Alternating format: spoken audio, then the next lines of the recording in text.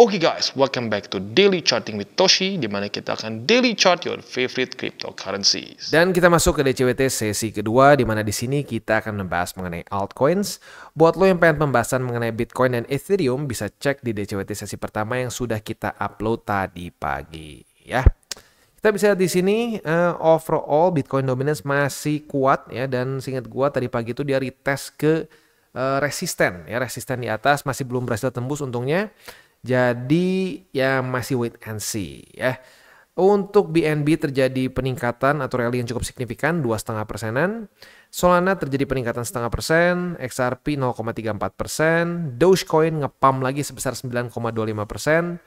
Cardano dia meningkat tipis 0,26% dan AVAX drop sebesar dia berubah ya. Sekarang udah positif. Dia plus 0,27%. Oke. Seperti biasa gue ingatkan bahwa sekarang TCI sudah aktif di Twitter atau di X. Buat lo yang belum follow, silahkan bisa follow di @toshicryptoindo, di mana kita akan membahas segala sesuatu berhubungan dengan kripto. Bentuknya bisa analisa, news, maupun juga memes.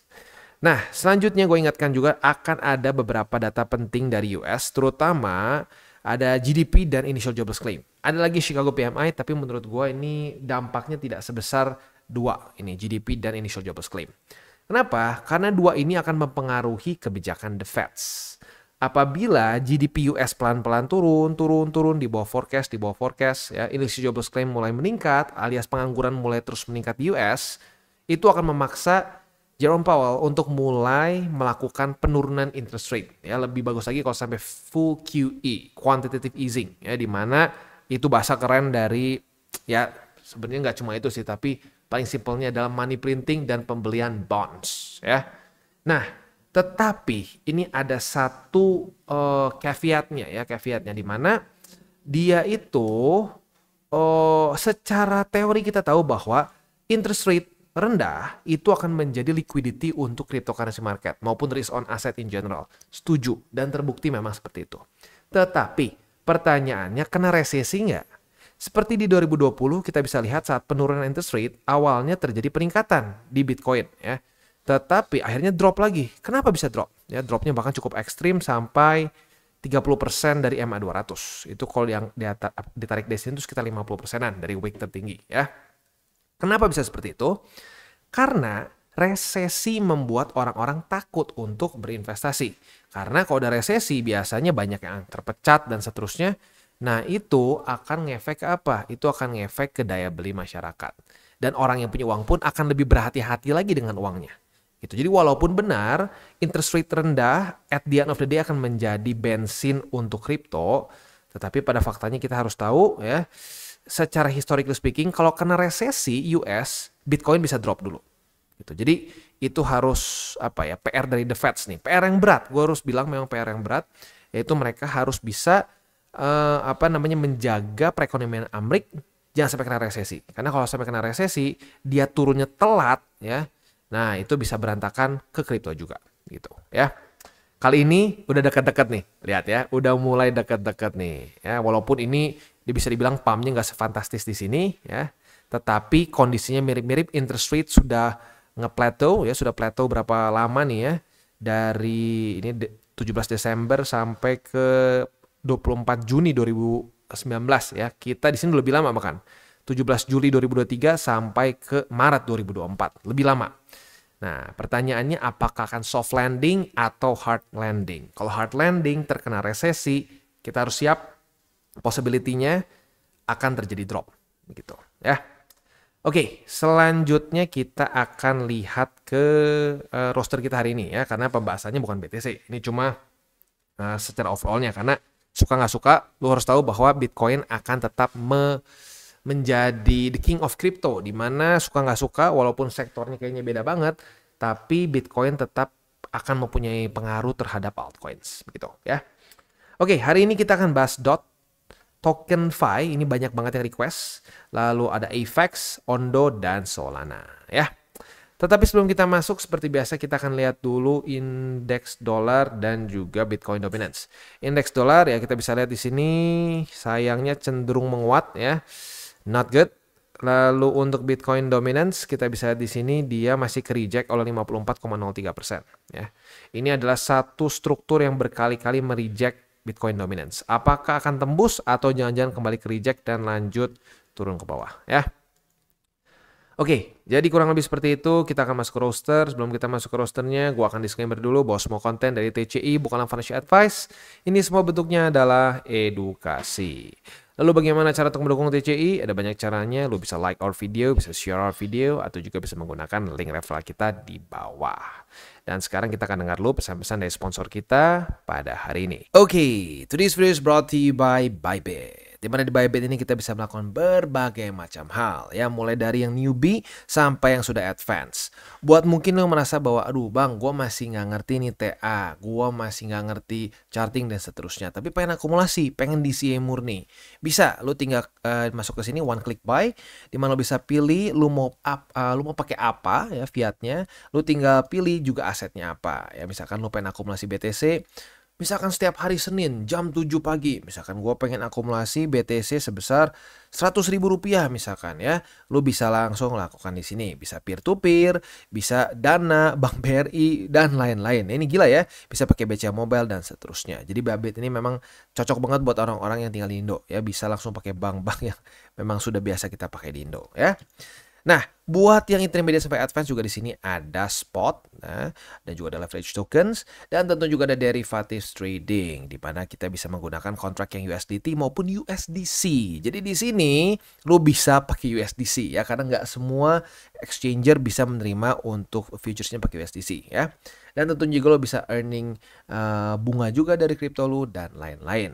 Dan tentu juga di sini kita bisa melakukan copy trade ya, di mana copy trade dari Bybit ini sudah cukup terkenal ya, dan kita bisa mendapatkan keuntungan juga. First copy trade kita bisa ada protection 100 USDT loss coverage ya, dan seterusnya ya. Jadi buat lo yang tertarik bisa silakan pakai, klik di link referral kita di bawah. Oke, dan kita mulai dulu dengan Polkadot. Untuk Polkadot kita bisa lihat di sini dia terselamatkan oleh buy limit ketiga di sini ya.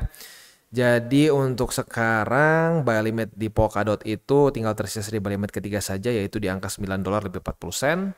Untuk posisi futuresnya sudah kita dapatkan posisi long karena sudah terjadi retest 1, retest 2 di $9 lebih 40 sen yang bertugas sebagai support sekarang ya. Nah, target TP dari Polkadot adalah di EMA20, yaitu di angka $9 lebih 95 sen. Tapi gue ingatkan, malam ini akan keluar beberapa data penting, GDP terutama ya, setengah 8. Buat lo yang konservatif sampai ke intermediate, gue lebih sarankan untuk lo tutup posisi kalau dekat-dekat jam segini masih belum kena target TP. Dan ini berlaku untuk semua pair ya. Supaya apa? Just in case volatility-nya tidak sesuai dengan harapan kita, ya sudah, kita masih profit gitu ya. Itu untuk posisi long. Untuk posisi shortnya tinggal kita balik saja logikanya. Retest 1, retest 2 di EMA 20 sebagai resisten. Kita bisa buka posisi short dengan target TP di $9 lebih 40 sen. Oke, itu untuk DOT. Selanjutnya kita geser ke TokenFi. TokenFi, kenapa banyak yang request? Ya, ini dia. Pam ya. Ini pamnya gila, bahkan 42,38% dalam sehari ya. Pantesan orang-orang Indo suka ya. Tapi hati-hati, ini ngepam, jadi jangan ngasal beli ya, karena kalau udah ngepam ngasal beli itu adalah alamat sangkut paling gampang ya. Jadi buat lo yang tertarik untuk akumulasi, ini gue pribadi masih belum tahu ya secara fundamental seperti apa, gue belum pelajari. Kalau cukup banyak demandnya mungkin gue akan review, tapi for now sih lebih pure TA aja ya. Jadi at least kalau kita belum pelajari fundamentalnya, short term sampai ke jangka menengah aja, intermediate begitu ya. Jangan sampai berpikir long term lah ya, karena gue belum tahu si fundamental seperti apa ya. Untuk posisi spotnya, buy limit pertama di 12 sen, buy limit kedua di MA20, dan buy limit ketiga di MA50. Ya, itu untuk posisi spot di TokenFi. Untuk posisi futuresnya, apabila terjadi retest 1, ya, retest 1, retest 2 di 0,12,8, kita bisa buka posisi long dengan target TP di 0,218 ya. Sementara untuk posisi shortnya, apabila terjadi retest 1, retest 2 di 21 sen sebagai resisten, kita bisa buka posisi short dengan target TP di 0,12 ya. Itu kurang lebih untuk TokenFi. Kita geser ke AVAX. AVAX dia ketahan oleh EMA20, which is itu adalah buy limit kedua ya. Jadi untuk sekarang yang tersisa di AVAX adalah buy limit kedua di EMA20 yang harusnya sudah kena. Kalau lu pasang karena 2 hari berturut-turut kena ya. Buy limit ketiga di $45 lebih 97 sen. Itu untuk posisi spot di AVAX. Untuk posisi futuresnya kita sudah dapat posisi long karena kemarin sudah terjadi di tes pertama, di resisten maupun di support, dan hari ini terjadi di tes kedua. Jadi posisi longnya target TP-nya jelas yaitu di 56,68. Nah karena di waktu bersamaan ini terjadi juga retest kemarin ya di 56,68, berarti kita bisa juga limit posisi short di sini. Jadi kalau kena target TP langsung otomatis kebuka posisi short. Nah, target TP posisi shortnya tinggal kita balik logikanya di MA20 ya. Itu kurang lebih setup untuk di AVAX. Kita geser ke Ondo. Untuk Ondo dia kembali ketahan oleh 93 sen ya, at least for now. Jadi untuk posisi spotnya buy limit pertama itu ya di 0,70, buy limit kedua di MA20 di 64 sen, dan buy limit ketiga di 0,615. Itu untuk posisi spot di Ondo ya. Untuk posisi futuresnya retest 1, retest 2 gimana nih Bang? Buka short nggak? Boleh buat yang agresif. Karena biasanya kalau kita lebih konservatif tuh kita gini dulu, berharapnya dia turun. Nah, membuat suatu misalkan higher low gitu ya, higher low. Nah, baru retest 1, retest 2.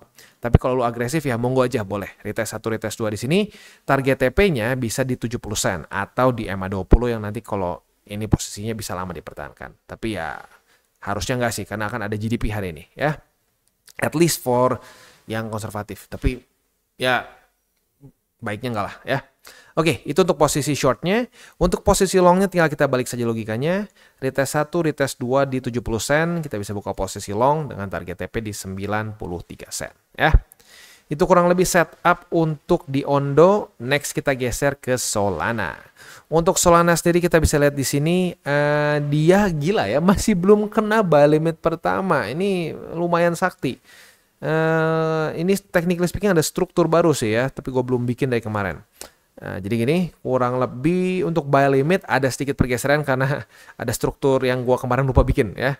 Jadi buy limit pertama itu di MA20 di 175,92. Buy limit kedua di 169,45 dan buy limit ketiga di 144,14. Itu untuk posisi spot di Solana. Untuk posisi futuresnya, sebentar, ini ada resisten juga di sini sebenarnya. Sorry, ini resisten terbentuk di sini. Untuk posisi longnya, apabila terjadi retest 1, retest 2 di MA20 sebagai support, kita bisa buka posisi long dengan target TP di 192,13. Sementara untuk posisi short, tinggal kita balik saja logikanya. Retest 1, retest 2 di 192,13. Kita bisa buka posisi short dengan target TP di MA20. Itu kurang lebih setup untuk di Solana dan juga bisa dibilang ini ending dari JWT kita pada hari ini. Seperti biasa gue ingatkan buat lu yang pengen pair favorit itu dimasukin ke DCWT sesi kedua, komen di bawah. Apabila cukup banyak demandnya kita akan masukkan ke sesi kedua ya. Dan gue ingatkan lagi ya, karena kemarin masih ada yang salah, gue takutnya ya dikit sih sebenarnya, tapi just in case lah.